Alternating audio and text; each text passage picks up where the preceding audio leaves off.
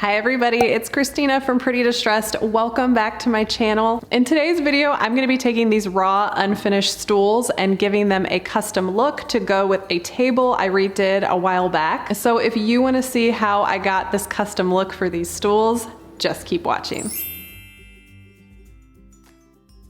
If you're new to my channel, I am a furniture painter and refinisher, and I make custom pieces here on my channel as well as do some DIYs and decor tips. So if you're interested in learning all about that stuff, please consider subscribing before you leave. This video is sponsored by Whitewood Furniture, who provided the stools that I'm gonna be working on today. You guys may not remember this table that I did a couple of months ago, but it was a game table from the 1980s that I kind of took that orange oak off and gave it more of a modern farmhouse finish. And the chairs that were with it, I didn't think paint was gonna help the situation. They still had like a really dated style. So I wanted to pick something clean and classic to just kind of elevate the table. Whitewood has a huge selection of raw, unfinished furniture, from chairs to stools, tables, dressers, beds. They have it all, and they have dealers all across the country. So you can just go to their website, see where your local store is, and go check out their offerings. Everything that they produce and make is solid wood. So you know that you're getting a sturdy piece of furniture. It's brand new. You don't have to worry about where it has been or what it has been through and how the finish is gonna hold up on it. It's just ready to go, so you can unleash your inner artist right away. I'm gonna be using the same products I used in my table makeover. So I'm gonna be using General Finishes stain and top coat and Jolie paint and wax today to finish off these stools. So let me grab all my stuff. I'll zoom you in and we'll get started. I am assembling my stools today because they were drop shipped to me. Depending on which vendor you choose to buy your piece of furniture, you might not have to assemble the piece on your own, or it may come already assembled. I selected the 24-inch Emily stool for this project. The suggested retail price for each stool is $150.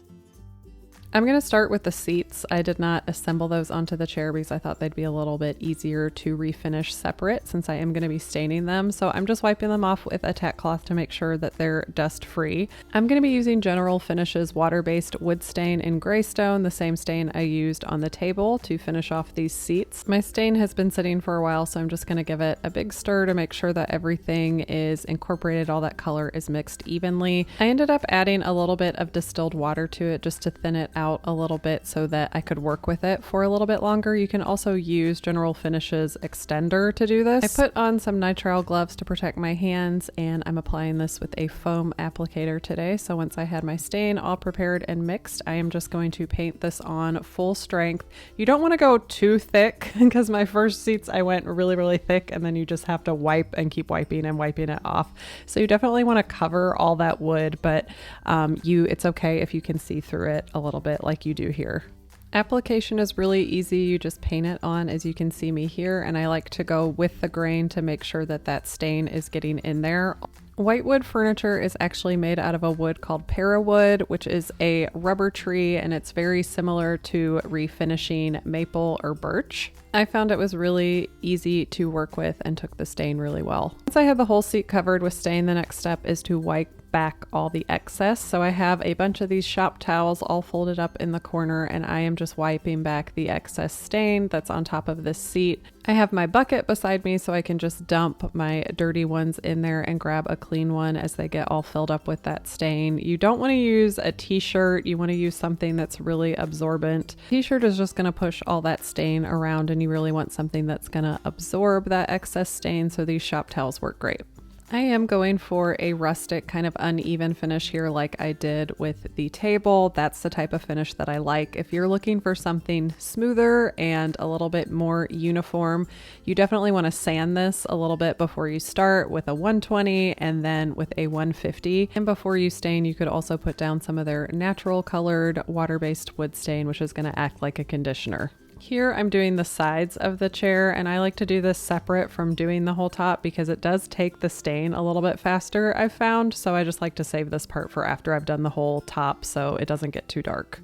And in this one, I'm actually using one of my Intex rags, which I use to wax a lot. So I'll show you those a little bit later in the video. And any of the products that I'm using today, I'm going to link down below in the description box so you can find them all there if you're looking for them. So here's a comparison so you can see how much of a difference the stain makes. The stain dries in 2 hours and I only used 1 coat. So I finished all 4 of these and let them dry for about 2 hours. And then I flipped these over and just finished a little bit of the underneath part of the seat. You're really never going to see this unless you were laying on the floor, but it just made me feel a little bit better to finish that little overhang that's going to be hanging off of the stool. If that bothers you, you could paint the whole thing to match the top, but I just don't want to waste the paint and the stain for something that someone's not going to see.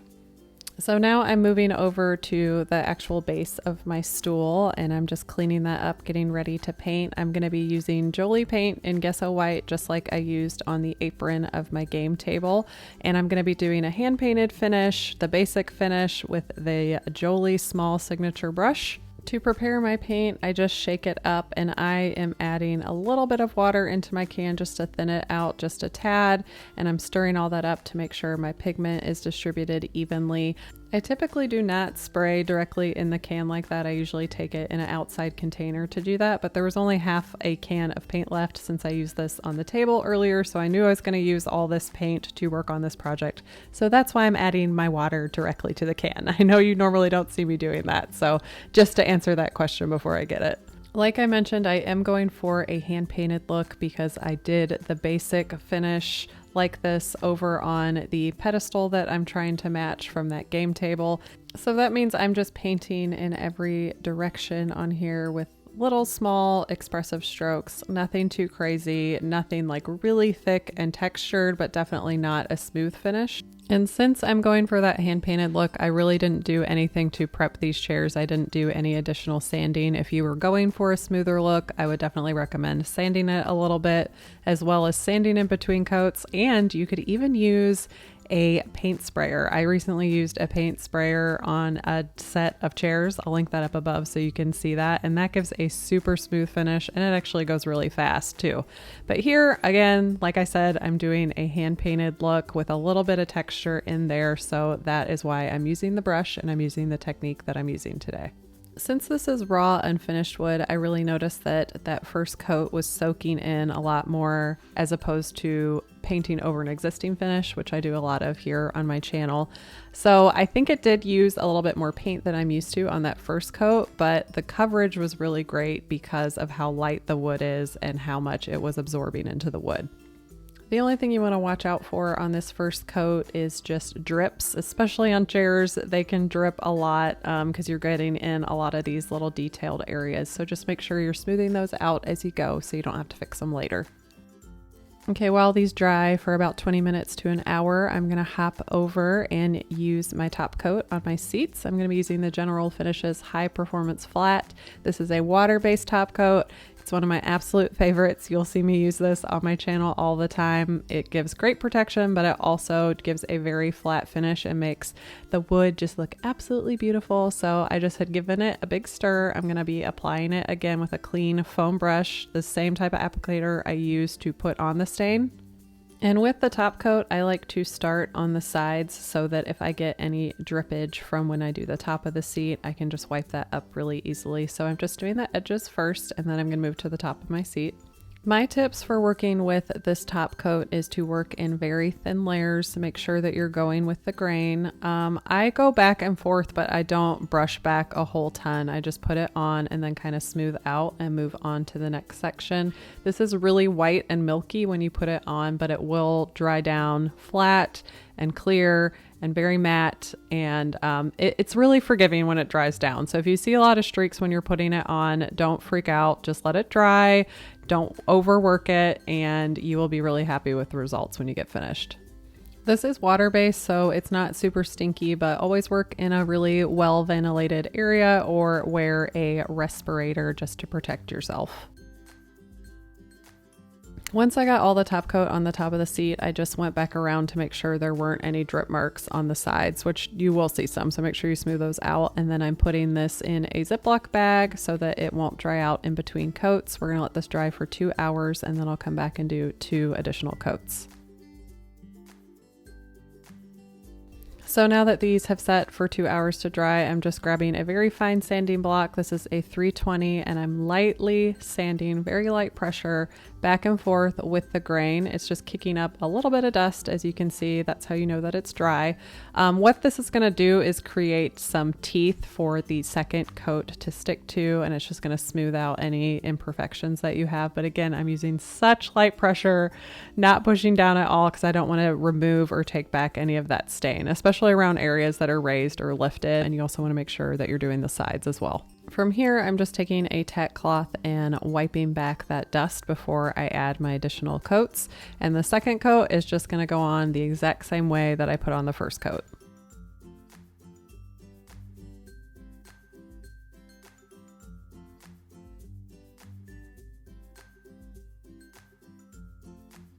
And while that is drying, before I add my third coat, I'm gonna hop back over and add the second coat on my chairs. I didn't really do a full second coat. I just kind of looked in areas that needed touched up. Like I said, the coverage on the first coat was pretty good. This coat is going on just the way I put the first coat in. I'm painting in every direction for that hand painted look, just making sure that I'm covering up any spots where I see that bare wood poking through. And as I'm painting, I do add water to my paint and stir it up, and I spray my brush every now and then just to keep the paint fresh and not drying up on me too quickly. And I'm smoothing out those drip marks as I go.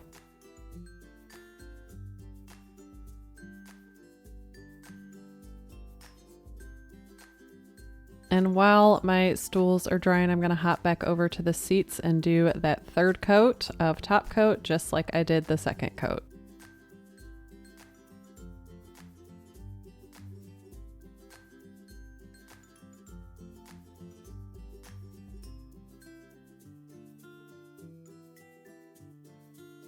Once my paint is dry, probably around after 2 hours, I'm ready to seal my piece, and I'm going to start by sanding it down just a little bit with this fine sandpaper. This is just because I had a little bit of globs and stuff I didn't clean up as I was painting. This step is definitely optional. I'm not distressing. I'm not taking the paint off. I'm not trying to see any of that wood underneath. I'm just cleaning up areas that maybe have a little bit too much paint on them, and then I am wiping that down with a tack cloth just to remove all that dust. Then to seal and protect my paint, I'm going to be sealing it with Jolie's Finishing Wax in Clear. This is the same top coat that I used on my table. So again, I'm trying to make these two pieces cohesive. I'm going to be using the Jolie wax brush to apply the wax today. And all I'm going to do is simply get a little bit of wax on my brush, and I'm just going to rub that into my paint, really making sure it's absorbing into that paint, rubbing it in really well, just like you would with hand lotion on your hands. And once I get a good amount of wax on a small section, I use these rags, which are lint-free. I can find these at Home Depot and most of the time on Amazon, and these are my favorite rags. I'm just using light pressure to make sure I don't have too much wax on there and just make sure that I have an even application. You could use some type of other top coat on here to seal your pieces, but I really do prefer to use wax with white. I know that it's not going to yellow over time, and it just gives a beautiful finish, and it's just made to go with this paint, and they work really well together. And I've had good luck with wax holding up on my furniture in my home, so I trust it when I'm making something over for somebody else.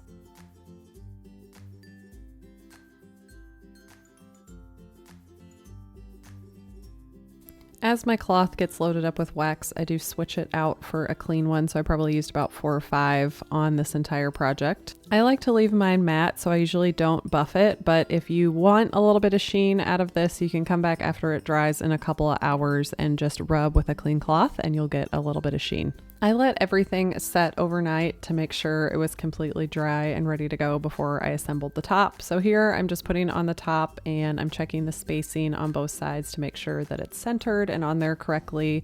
And it came with 4 wood screws and it already had pocket holes in the bottom of the seat, so it was really easy to attach to the stool. So now that this project is complete, let me just remind you what we started off with these raw unfinished stools, and here's what they look like now. I really love how these turned out. It was a lot of fun for me to work with something brand new and unfinished versus taking something old and making it over.